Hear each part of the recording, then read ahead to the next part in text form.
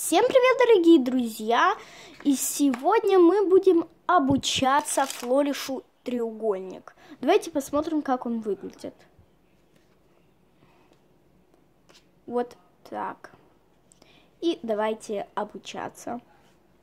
Для начала вы должны взять колоду в такой хват. Большой палец снизу колоды, наверху у нас указательный, средний и безымянный палец.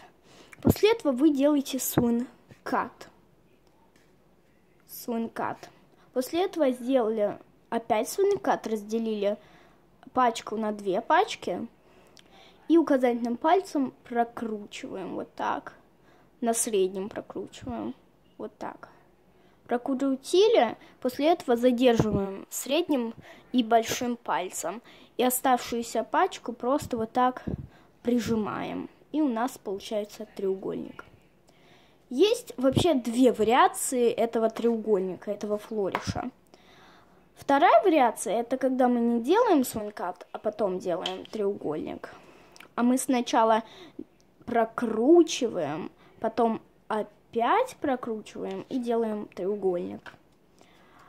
Мы делаем то же самое, только сначала мы не делаем swing cut, а разделяем пачку и на среднем пальце прокручиваем, потом еще раз прокручиваем на среднем, задерживаем средним большим и оставшуюся пачку просто прижимаем вот так.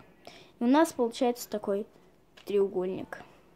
И обратно вы его так складываете. Вот эту пачку убираете, она падает, и все.